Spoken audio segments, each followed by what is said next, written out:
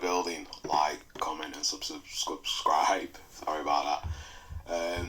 Today we're going to talk about possible keys to victory for Spence vs Crawford and their common foes and opponents. Showtime Sean Porter and Kel Special K Brook give their insights and possibly the keys to victory, strengths and weaknesses of how to defeat possibly Spence and Crawford. So I'm going to play this clip from Fight Hub where they've been interviewed and asked a few questions. So with no further ado, against obviously a world-class fighter and be so relaxed, orthodox and southpaw, and just the angles what he was chucking his shots, are surprising. Very sharp puncher. He's not I don't want to say he's like Errol Spencer's more grinding, more thumping kind of power. It is more sharp and snapping Terrence's, and surprising. That's what I'd take from them two. And he does get frustrated, Errol Spence. He does get frustrated, in the fight what we had. We're catching him with shots, he gets frustrated, he shows it, but like I say, we're talking about two A-star fighters, and it's like I say, it's going to come down to many things in this fight, and they're going to have to bring absolutely every part of their game to get the victory. All right, thank you for that, Cal and Sean. Thank you for the question, Kirk. Our next question is going to come from Chris Murray with the Philadelphia Sunday Sun. Chris, if you could please unmute yourself, you can ask the question. Yeah, my question to you, and my question is to the fighters, Kell Brook and Sean Porter. My first statement would be, Crawford has to do what to win? And then my second question would be, what does Errol Spence have to do if he wins? What will he do well if he wins this fight for both of them? So starting with anyone of you guys can take this first. Go ahead, Kel. Yeah, I just think that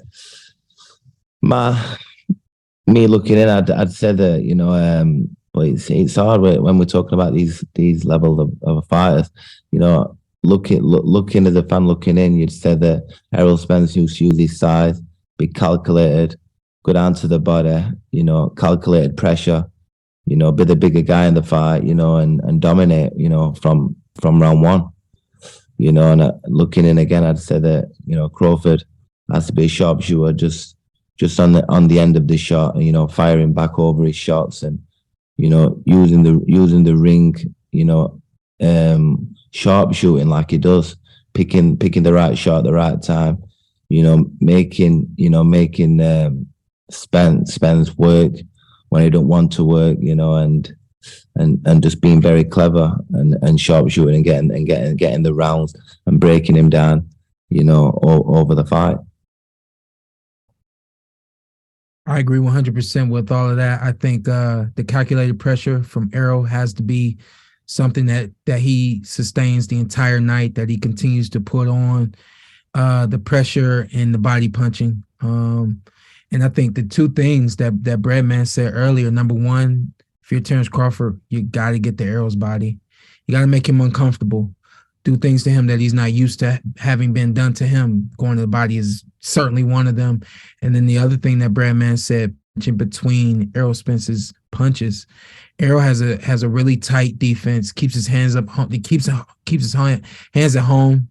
If he's not punching, his hands are up. And that's something you can't say about a lot of fighters.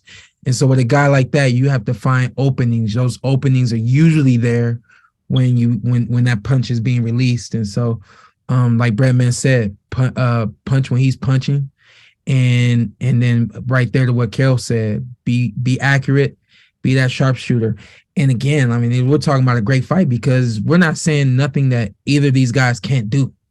And so I think that's why this is such a great fight. I mean, you're talking about punching in between the gloves. All you guys on the call, you guys can attest that is it's hard to find the timing. It's hard to find the distance. It's hard to be confident to do it. Terrence can do that. And then we're talking about all night pressure. we've seen Errol do that, so it's gonna be a great fight. So after that clip there, both fighters give their takes on what it possibly will take to defeat each other. Pretty accurate analysis from Kel. Fairly good as well, and same with Porter. Because even though they both got different styles, they kind of know what it will possibly take to defeat each other's common opponent. And it's pretty telling because even though Kel beat Porter, Porter gave Spence a lot of problems. He gave him hell in that fight. To be honest, a lot of people say Spence lost that fight. It was that close in the sense that Porter pushed him. I think if he not got the knockdown near to the end of the fight, he may not have won that fight. Possibly, he might have actually been a draw, or he might have actually got beat. Because we know Porter has that in him because he did the same thing to Adrian Broner. And it was weird because Adrian Broner, he does start slow, but he messes around a lot, like earlier on in his career he didn't, he just got the business done and did what he needed to do, but like as he got more money and more fame, I think he got less hungry, got more into the limelight, being a star kind of thing, and that kind of messed him up. If he'd have just been more dedicated, not been drinking and more like dedicating himself to the sport and more focused, he possibly would have done a hell of a lot more. Don't get me wrong, I'm not taking away things that he's done because he still is a great fighter, but he kind of ruined his career by doing certain things and acting in certain ways and just saying certain things and also reinforcing negative stereotypes, which I don't agree with. But anyway, back to the point of what I was saying about Porter. Yeah, and he even gave Crawford hell as well. It took a while for Crawford to actually figure him out, like when he was fighting him, what's the best way to fight him, and it just shows how good Crawford actually is. He switched it up, and then realised, I need to do this, I need to do that, and then just did what he needed to do, and then just took over, come the second half of the fight. So yeah, and then like with Kel, we know we weren't the same fighter, but it's not the point. You can only beat who's in front of you. And to be fair, against Crawford, Kel was doing very, very well, but he just got caught and then got hurt, and then after that he was just, he didn't really know what to do.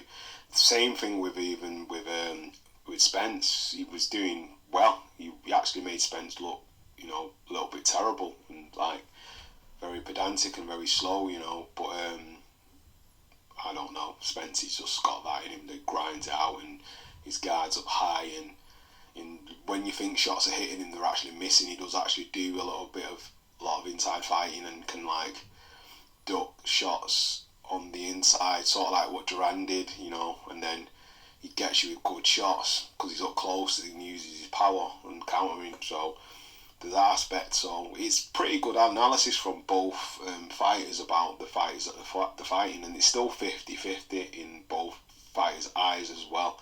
But anyway, what do you think? And do you think their predictions are accurate and spot on? If not, leave your comments in the comment section. Like, comment, and subscribe. And that's another one from Knockout Legends. Peace. Also, subscribe to fighthub.com. This is where I got the clip from. Shout out to fighthub.com. And that's another one again. Knockout Legends. Peace.